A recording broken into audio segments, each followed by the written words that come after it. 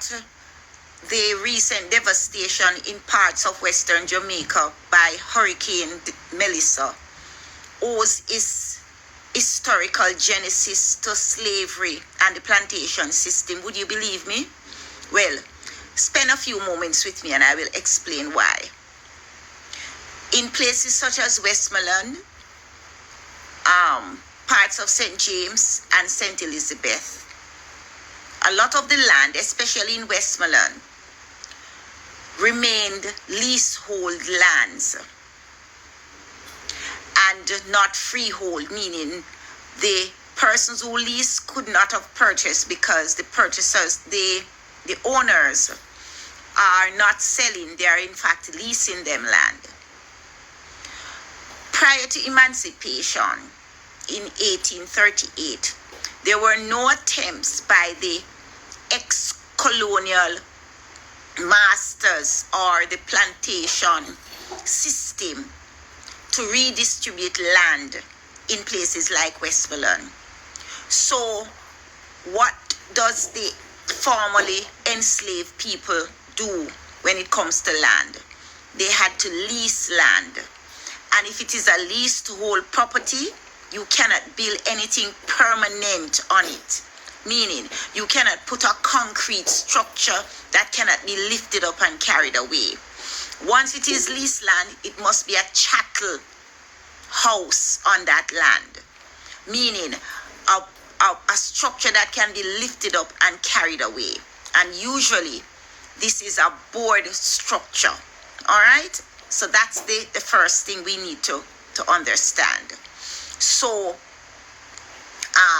the land in Westmoreland were, prior to emancipation, owned by corporations, huge companies which existed in England or on the island, or they were owned by individuals. So these large scale farming which was done in sugar, bananas, or cattle rearing, especially in Westmoreland. So the land was concentrated, right, in the hands of a few large plantation owners. And that has remained up to today in Jamaica. Places such as Appleton Estate, which is located in St. Elizabeth, for example, was formerly owned by the company called Lascelles de Mercado Group Limited. They sold it to an Italian conglomerate company called, I think it's Gruppo Campari in 2012. And Campari has taken over the management of J. Ray and Nephew, which was the management or which ran Appleton Estate. So today they deal with the distillation of rum. All right. Now, as I've said, there was no attempt to redistribute the land to the formerly enslaved people. So a large portion of the land in Westmoreland remain in the hands of a few private large companies or individuals.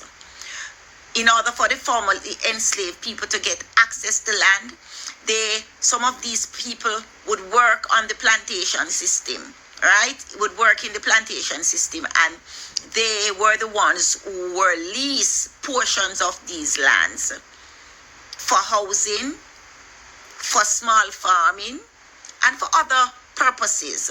But it remained leased land. And so they were able to access the land. Also, a portion of the lands in Westmoreland were crowned land or government-owned land. So the government, through system of leasehold and so on, also ended up leasing some of these individuals land to build their houses, which I said should be chattel because it's leased, and for farming, for farm purposes. So we find that government also played a part in what went on, because if attempts were made for land reform and distribution of land to these persons, there could be some kind of system whereby over time they would become owners, and they would build more permanent structures on these lands. They never did, because they remained leaseholders instead of freeholders. All right. Now, as I said, places like Hamden Estate in Trelawney also deals with sugar and the distillation of rum, right? Now, they own large tracts of land in Jamaica, and it stemmed from the colonial system where you had absentee farmers, absentee plantation owners who actually lived in England but owned huge plots of lands in places like Westmoreland, St. Elizabeth, St. James. Right? Now, how do you solve a problem like that? Because it has remained a problem for many years. We are now into 2025. And see, we recently had Melissa came and devastated that side of Jamaica. So the government, it behoves the government of Jamaica to make some urgent move towards land reform in that part of Jamaica, so that these people can actually own the land and build concrete or permanent structure on the land. Right? So our colonial past, or our colonial legacy, has remained to haunt us into the 21st century. It has remained that way for many, many years, and it is currently happening. A huge amount of the land in Westmoreland. You ask anybody who lived in Westmoreland, who are the landowners? People like the white Jamaicans. I won't call anybody's name, but they remain the owners of land. Places like Clouden by the Sea, if you go there, you see massive hotels. It owned by white Jamaicans, right? And the masses of the people remain on leasehold lands.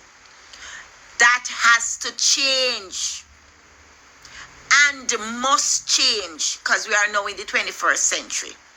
Our colonial legacy has plagued us and continue to haunt us even now. And Hurricane Melissa just came and compounded the situation, because it blew away these chattel houses, these board houses, and killed persons in Westmoreland and St. Elizabeth. So it's time government heed the call of the people. Land reform in Westmoreland and that part of Jamaica, St. Elizabeth, St. James, so that people can have access to land which they can purchase and pass down to their children.